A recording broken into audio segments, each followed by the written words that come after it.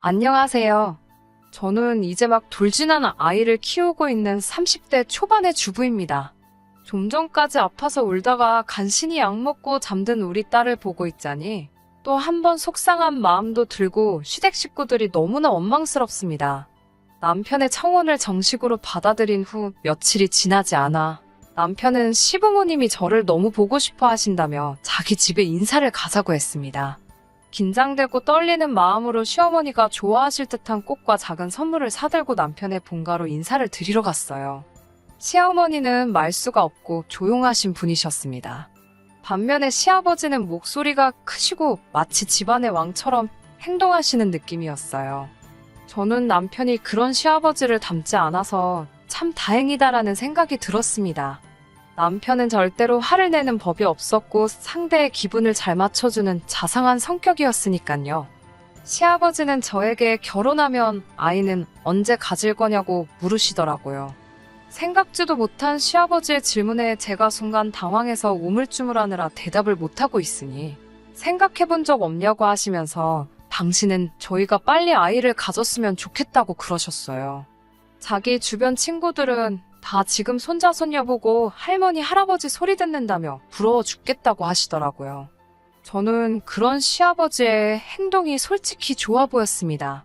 비록 괄괄하신 성격 같기는 했지만 그래도 손자 손녀를 기다리신다는 건 그만큼 사랑이 많다는 거라고 생각했거든요. 사실 저는 편부모 가정에서 자랐거든요. 저희 부모님은 제가 중학교에 입학했을 무렵 이혼을 하셨고 저는 어머니 손에서 자랐습니다. 친정아버지는 이혼 후 얼마 뒤 다른 분과 재혼하셨다는 소식을 친정어머니를 통해서 들었고 그 이후로 따로 왕래를 하지 않고 살았습니다. 그렇게 표현에 서투실지언정 사랑이 많은 시아버지를 만나게 된 게 기쁘고 좋았습니다. 그런데 지금 그런 시아버지 때문에 이혼을 생각하게 되었네요. 제가 임신 6개월 정도 됐을 무렵 시아버지의 생신을 축하하기 위해 시댁에 가게 되었습니다. 사실 제가 남들보다 양수가 많은 편이라 임신 기간 동안 외출을 자제하고 있었거든요. 그런데 시어머니가 아무리 몸이 안 좋고 무거워도 시집오고 처음 맞는 시아버지 생신이니까 시댁에 오라고 하시더라고요. 그러면서 올 때 미역국하고 갈비 정도는 해올 수 있지? 그러셨어요. 사실 얼마 전에 친정어머니도 생신이셨는데 친정어머니는 몸도 힘든데 무슨 생일이냐면서 나중에 애 낳고 같이 맛있는 거나 먹으러 가자고 하셨거든요. 제가 결국 친정어머니께 상황을 알리니 걱정 말라면서 엄마가 다 해줄게 그러시더라고요. 그러고는 정말 친정어머니가 미역국에 갈비까지 다 해주고 가셨습니다. 다행히 시부모님은 제가 준비해 간 음식이 너무 맛있다면서 절 칭찬하시고 좋아하셨어요. 그런데 문제는 생각지 못한 곳에서 터졌습니다. 시아버지가 임신한 며느리인 제가 있는데도 거실에서 줄담배를 태우시더라고요. 보다 못한 시어머니가 담배 좀 끄라고 한마디 하시니까 어디 며느리 앞에서 남편한테 이래라 저래라 하고 있느냐며 제정신이 아니냐고 며느리가 보고 배우면 어떡하냐고 막말을 하시더라고요. 시어머니가 솔선과 수범을 해서 지아비를 하늘같이 모시는 모습을 보여줘야 며느리인 저도 우리 아들을 우러러보지 않겠냐고 목이 터져라 외치셨어요. 남편도 창피한지 딴청만 부리고 있었고요. 앞서 말씀드렸듯이 시아버지는 고집도 세시고 목소리도 크시고 쉬운 성격은 아니십니다. 게다가 흡연과 음주라는 안 좋은 생활 습관도 가지고 계셨어요. 남편 말에 의하면 술이 정말 심할 때는 일주일에 한 번은 경찰서에 가서 모시고 와야 할 정도였다고 하더라고요. 담배도 하루에 2갑은 피실 만큼 굴초십니다. 물론 이 모든 건 시아버지의 성향이고 기호사항이니 며느리인 제가 하시라 마시라 할 일은 아니지요. 그래서 저도 시아버지께 한 번도 실은 티를 낸 적이 없습니다. 단지 건강이 안 좋을 것 같으니 항상 줄이시라고 말씀드리고 부탁드렸습니다. 그러는 와중에 제가 임신을 하게 되었고 그때부터는 시아버지의 그런 생활 습관들이 솔직히 정말 신경 쓰이긴 하더라고요. 간접흡연이 그렇게 안 좋다고 하는데 시아버지는 담배 피고도 90살 넘게 사는 사람들이 얼마나 많은 줄 아냐면서 다 지 팔자대로 사는 거라고 하시더라고요. 자기 친구 중에 술, 담배는 거들떠도 안 보던 녀석이 있었는데 그 자식이 친구들 중에서도 제일 먼저 죽었다고 하면서요. 그런 말씀을 아무렇지 않게 하시니 어쩔 수 없이 제가 시아버지를 피하는 것 말고는 방법이 없었습니다.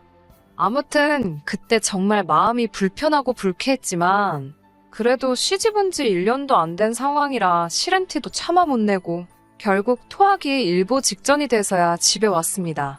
저는 남편에게 정말 비위도 상하고 스트레스도 많이 받았다고 출산 전까지는 웬만하면 시댁에는 안 가고 싶다고 조심스레 말했습니다.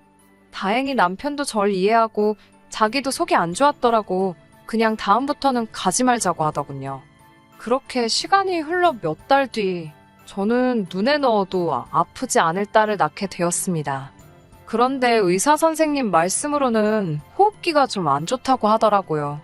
생각지도 못했던 일이라 순간 눈앞이 깜깜했어요. 모든 게 엄마인 제가 뭔가 잘못해서 딸이 아픈 것만 같아 죽을 만큼 가슴이 아프고 괴로웠습니다.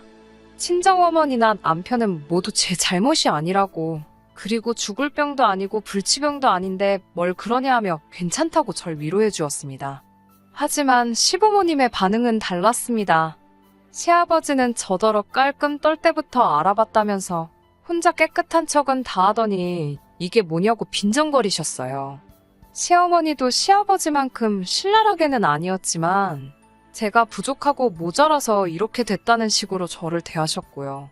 저나 남편 둘 다 유난스럽게 깔끔을 떠는 성격이 절대로 아닙니다. 남들처럼 하루 3번 양치하고 목욕하고 빨래하고 그냥 상식적인 청결을 유지하고 살아요. 하지만 저희 시부모님은 저와 남편더러 무슨 깔끔병이라도 걸렸냐며 항상 뭐라 하셨어요. 남편 말에 의하면 시아버지는 원래 씻는 걸 안 좋아하시고 시어머니는 돈이 아까워서 씻는 걸 안 좋아하신다 하더라고요. 그런데 생각해보세요. 줄담배를 피는 분이 씻지도 않으니 얼마나 쩐내가 나겠어요. 시어머니는 물세 아깝다고 화장실 물도 안 내리고 몇 번씩 일을 보십니다. 보다 못한 남편이 저 올 때만이라도 두 분께 조심 좀 해달라고 했다가 며느리가 상전이냐며 욕만 진짜 엄청나게 먹었어요. 그렇다 보니 더 몸조리를 핑계로 시댁에 안 가게 되더라고요. 그러다 손녀가 태어났는데 아프다 하니 건수 잡았다는 듯이 저를 못 살게 구셨습니다. 물론 저만 구박하시는 거였다면 얼마든지 버틸 수 있었어요. 우리 딸만 예뻐해 주시면 저를 어떻게 대하셔도 참고 살았을 겁니다. 하지만 시부모님이 손녀를 그렇게 대하실 줄은 상상도 못했어요. 시아버지는 손녀인 저희 딸을 정말 예뻐해 주셨는데 그 방식이 잘못돼도 한참 잘못되어 있었습니다. 제가 호흡기가 안 좋은 아이라고 조심해 주셔야 한다고 몇 번을 당부드렸는데도 제 이야기는 귓등으로도 듣는 척을 안 하셨어요. 저는 닿지 않은 손으로는 딸은 고사하고 딸이 누워있는 이불 끄터리도 건들지 않았어요. 정말 남편 표현을 빌자면 딸이 누워있는 자리를 기점으로 반경 1m는 접근 금지였습니다. 게다가 아직도 코로나에 걸린 환자들이 나오고 있었으니 제가 예민하게 반응할 수밖에 없었어요. 그런데 시아버지는 제가 그러는 걸 뻔히 아시면서도 개의치 않으시고 툭하면 저희 집에 오셨습니다. 지난번에는 시아버지가 대낮에 연락도 없이 집에 오셨어요. 신발을 벗기가 무섭게 아기 침대로 돌진을 하시길래 제가 손 씻으시라고 난리를 쳤어요. 그러자 들릴 듯 말 듯 뭐라 하시면서 맹물에 손을 씻는 둥 마는 둥 하시고는 아이를 침대에서 안아 올리셨어요. 주스 한 잔 내어드리려고 부엌에 간 사이에 시아버지는 저희 딸을 소파 위에 눕히고 볼을 깨무시고 난리가 났더군요. 저는 깜짝 놀라서 시아버지한테서 딸애를 빼앗았습니다. 지금 뭐 하시는 거냐고 애한테 위생 상태가 얼마나 중요한지 모르시냐고 했더니 시아버지가 위생 상태? 지금 내가 더럽다는 거냐? 라고 하시면서 갑자기 저에게 욕을 하시더라고요. 그러면서 옛날에는 흙 먹고도 다 건강하게 컸다면서 제가 오히려 과잉 보호를 하니까 애가 약해 빠졌다는 거예요. 저는 시아버지의 폭언에도 끝까지 내 딸한테 손대지 마시라고 소리쳤어요. 그러자 네가 뭔데 내가 내 손녀를 바라말하냐며 저더러 무슨 자격이냐고 물으시는 거예요.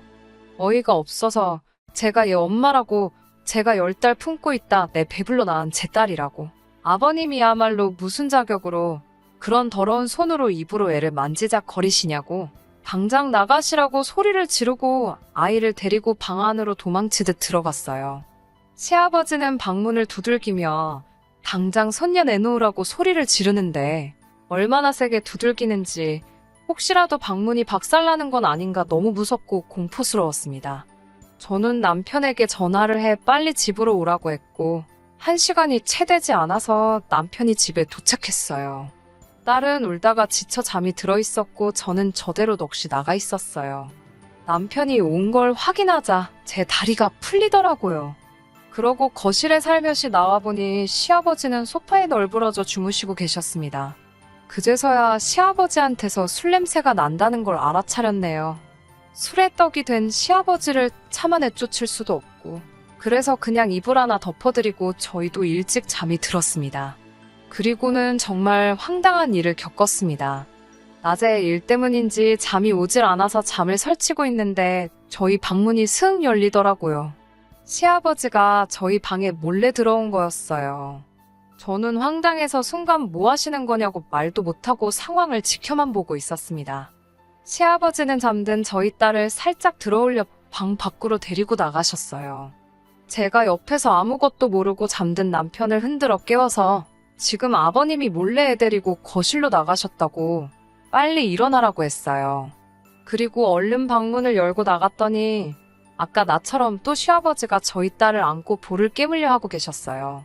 그 광경을 본 남편도 황당했는지 시아버지로부터 애를 빼앗아 들고는 아버지 진짜 왜 이러시는 거예요? 라고 하니까 대체 니들이 뭔데 내가 내 손녀도 못 만지게 하냐며 욕을 하셨습니다. 결국 남편이 시아버지를 강제로 집 밖으로 밀어내 시댁으로 모셔다 드리고 왔어요. 그리고 이튿날 이 상황을 어떻게 해야 하나 고민을 하고 있는데 어쩐지 딸의 상태가 평소 같지 않더라고요. 이 말을 짚어보니 불똥이었어요. 너무 놀란 저는 앰뷸런스를 불러서 바로 응급실에 가게 되었어요.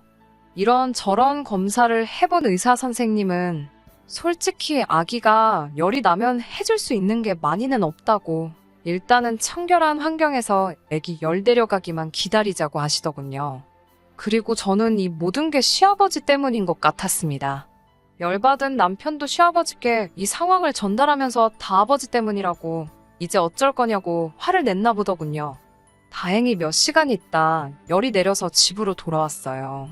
남편도 회사에 병가를 내고 같이 있는 상황이었습니다. 그런데 시아버지가 연락도 없이 집에 찾아와 현관문을 부셔져라 두들기더라고요.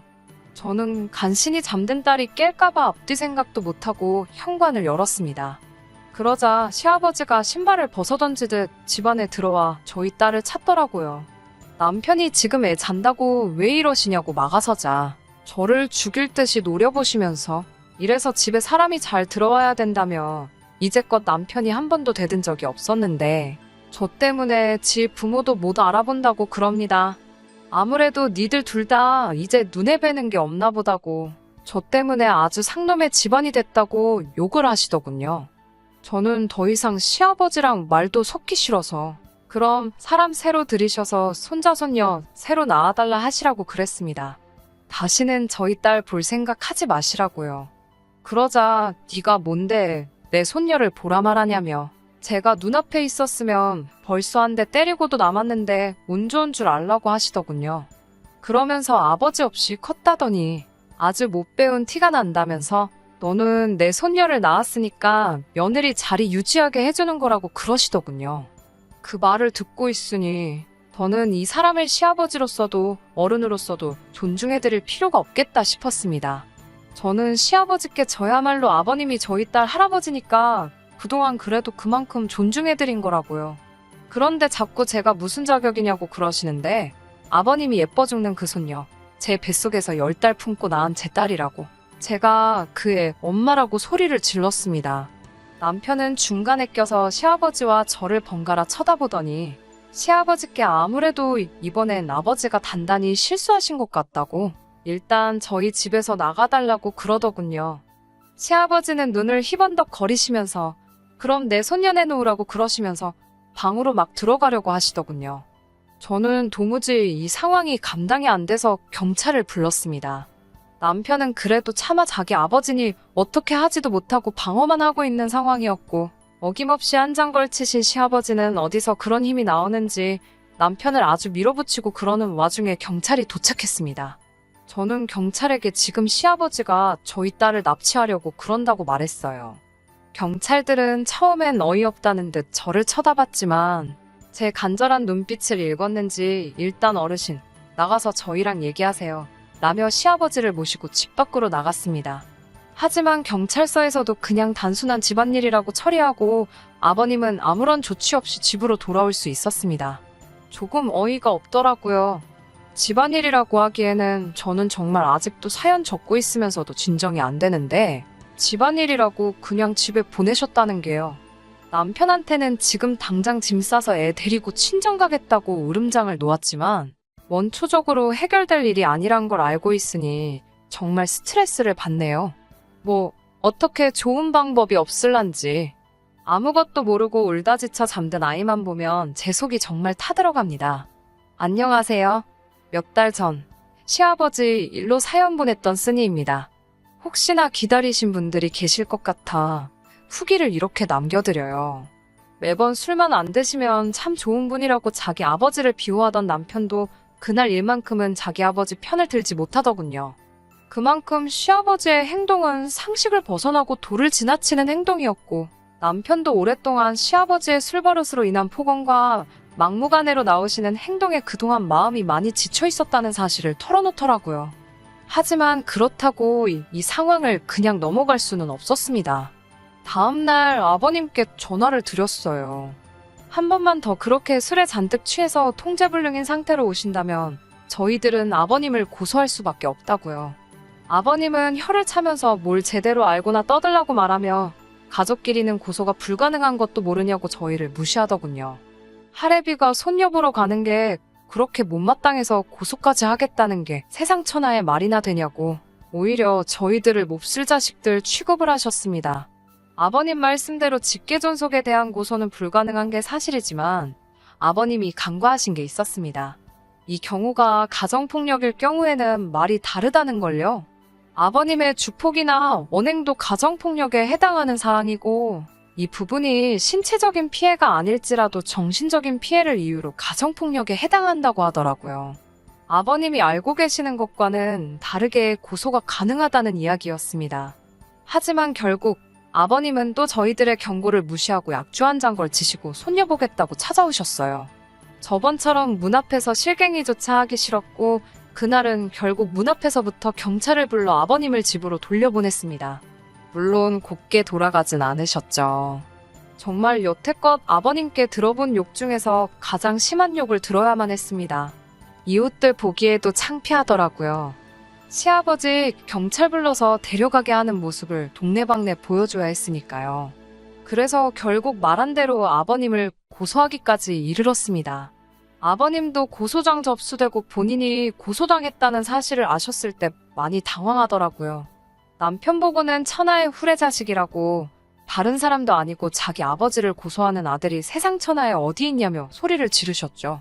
저 때문에 자기 아들이 저런다는 것도 또 빼먹지 않으셨고요. 하지만 또 법정에 출두하셨을 때는 지레 겁먹은 듯한 표정이시더군요. 아버님의 주폭을 이유로 정신적 폭력이 인정되어서 접근금지 명령 처분을 받는 걸로 끝이 났습니다. 막상 징역을 살 수도 있다는 말 때문인지 아버님은 정말 판결이 끝난 이후로 한 번을 나타나지 않으셨어요. 남편은 자기 아버지를 고소했다는 이유로 한동안 맘고생이 엄청 심했습니다. 그래도 지켜야 할 아이와 제가 있으니 언제까지 아버지의 주폭 속에서 살 수 없다고 이 상황을 벗어날 수 있게 자기도 마음 굳게 먹겠다고 약속하더군요. 정말 처음으로 보여준 듬직하고 믿음직스런 모습이었습니다. 남편의 변화처럼 저희들 인생의 변화도 금세 찾아왔습니다. 판결로부터 몇 달 뒤인 최근 어머님께 걸려온 전화로부터 시작되었어요. 아버님이 저희한테 꼭 하고 싶은 이야기가 있어서 그러는데 잠깐이라도 시간 좀 내주면 안 되겠느냐고요. 어머님이 저희에게 직접 연락하신 이유는 접근금지 명령 때문에 아버님은 저희한테 유선상으로도 연락이 허용되지 않았거든요. 판결상 피해자인 저희였기 때문에 접근금지 처분을 받은 아버님을 만나는 것은 저희에게는 커다란 제약이 되지 않았습니다. 고소한 걸 이유로 저희를 두 번 다시 안 볼 것처럼 행동하더니 이제 와서 저희를 왜 보자고 하는지 의아하더라고요. 아버님은 저희를 보자마자 고개 숙여 지난 날들의 일을 사과부터 하셨습니다. 참 의외였습니다. 그 고집세고 자존심 강한 시아버지가 잘못을 인정하고 저희에게 사과한다는 게요. 접근금지 명령을 받고는 처음에 저희에게 화가 많이 났던 건 사실이라고 하셨습니다. 손녀딸은 보고 싶은데 갈 수가 없으니 그게 참 원망스러웠다고 하네요. 그런데 그 원망이 하루가 지나고 이틀이 지나고 하면서 저희가 오죽했으면 아버지를 고소하면서까지 근처에 오지도 못하게 했을까 하는 생각이 들었다고 합니다. 그리고 그때부터 노력해서 지금은 담배도 끊었고 술은 진작에 끊었다면서 자신에게 한 번만 더 기회를 달라고 부탁하시더라고요. 원한다면 당장 병원에 가서 몸에 남아있는 잔존 알코올이나 니코틴 검사까지 해서 자기 말이 거짓인지 사실인지 보여주겠다고 하셨습니다.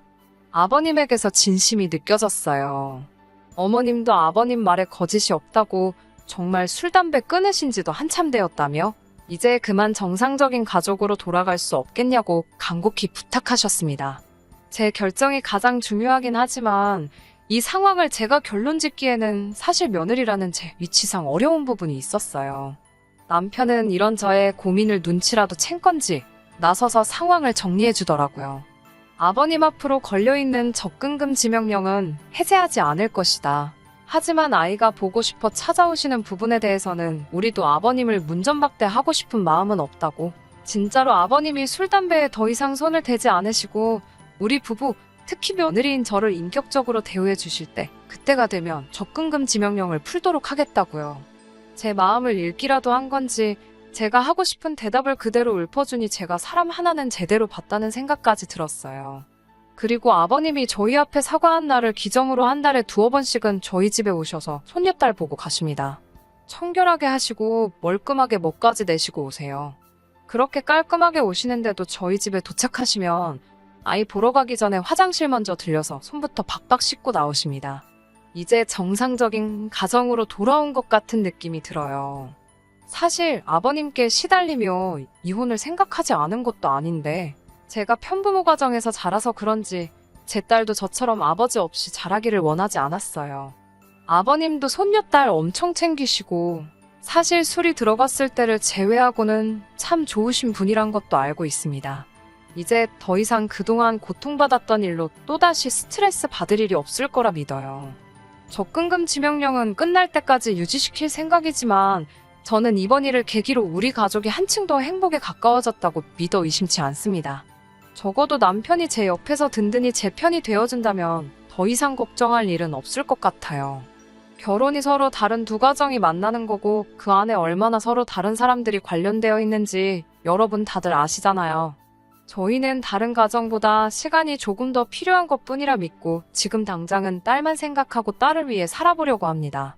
후기 기다려주시며 자기 일처럼 같이 분노해주셨던 분들께도 모두 감사드립니다. 끝까지 들어주셔서 감사합니다. 오늘의 사연은 여기까지입니다. 구독과 좋아요, 알람 설정 부탁드리고 더 좋은 사연으로 다시 찾아뵙겠습니다. 감사합니다.